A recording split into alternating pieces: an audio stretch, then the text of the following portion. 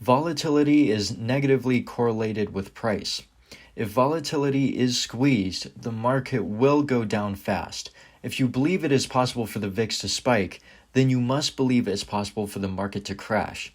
This is the single most important correlation in the current market structure, and yet it is rarely discussed.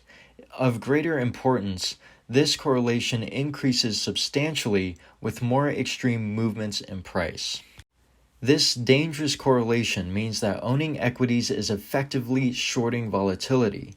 Similarly, shorting volatility is merely a highly levered bet that the market will not go down.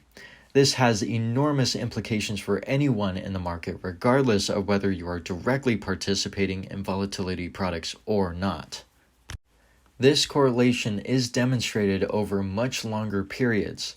Here is a scatter plot showing the daily percent change in the S&P 500 and the absolute change in the VIX over the past 10 years.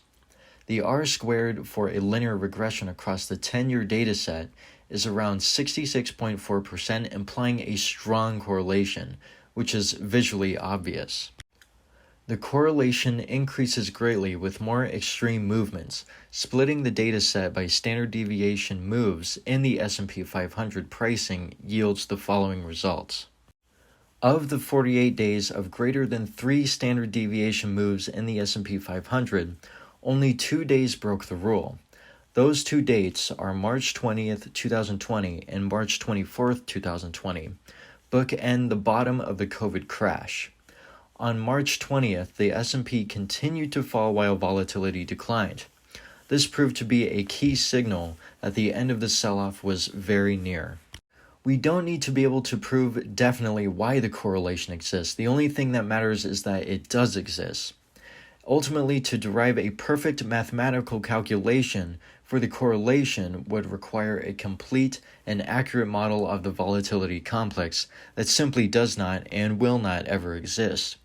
We can point to any number of specific factors that play a role, such as risk parity, positioning, or dealer hedging, but ultimately building a bottoms-up model is nearly impossible and not needed since the top-down correlation is indisputable.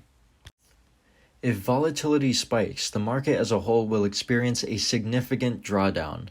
I'm not telling you this to get clicks or subscribers. I'm telling you this because it's what I believe to be true. The reason for these highs is largely due to the self-reinforcing cycle of shorting volatility.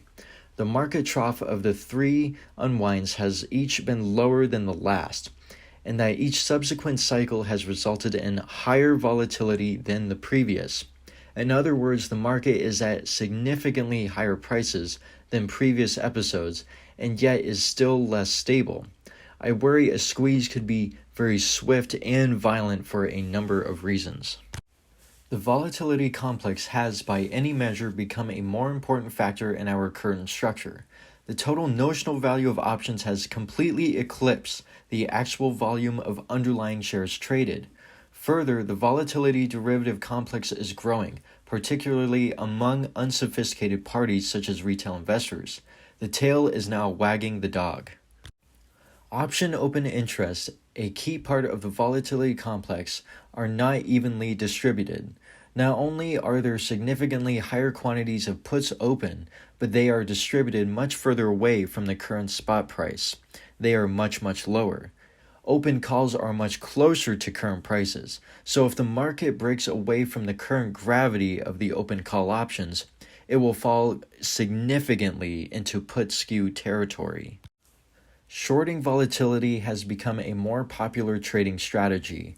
More volatility sellers just leads volatility to be underpriced, while also creating more dominoes to fall. Forced selling is a key amplification of squeezes. While many volatility products have inherent exposure through their asymmetric distributions, the high level of normal leverage in the market through margin debt and levered professional funds is at an all-time high, particularly when compared to available cash in the margin accounts. The Fed is much more limited than it was in prior volatility spikes. Short rates are at 0 as opposed to 1.75% pre-COVID, and quantitative easing has already saturated the market with liquidity, which is now contracting. Additional bond buying may prove a counter to rising long-term rates, but will not add liquidity to the system and will simply end up in the reverse repo facility. The macroeconomic environment continues to deteriorate, providing any number of exogenous shocks to amplify the correction. Indeed, a swift sell-off in U.S. equities would have a ripple effect in global financial markets that make an unexpected global event more likely to occur. To address some potential counterpoints, risk models existed prior to every other extreme market event and failed to prevent each one. Reality is just too complex to be modeled accurately, especially on the tail ends of the distributions. Furthermore, these hedging models may have unintended consequences. The hedging mechanics of ETPs are what caused Volmageddon. Similarly, a massive move in options delta or gamma could cause a dealer to short an enormous amount of S&P futures. This may hedge the dealer, but its consequences to the market are huge nonetheless. In addition to this, some people believe that Powell will just print through the Fed again, but the Fed has significantly fewer tools at its disposal than it did in March 2020. They have already lowered rates to the lower bound and maximized credit expansion to the extent humanly possible. All of the money printed in the past year that found a home at very low rates could actually prove destructive in a drawdown as the value of its investments decline. Some would argue that there is no trigger for this to happen. But did the market crash in March because of COVID, or was a volatility unwind merely attributed to COVID? If it was indeed COVID that caused the crash, it means the market is highly irrational. The market was making new all-time highs even as COVID began to spread throughout China and elsewhere in the world. Then it bottomed in late March before any of the economic fallout was globally visible. Rather, it seems more probable that a large volatility unwind caused the market to crash and was both attributed to and amplified by COVID. Similarly, when the next volatility unwind occurs, it will be ascribed to an economic catalyst of some sort, of which there are no shortages, such as supply chains, rising rates, inflation, declining growth, or the Chinese real estate market crisis or the energy crisis, etc.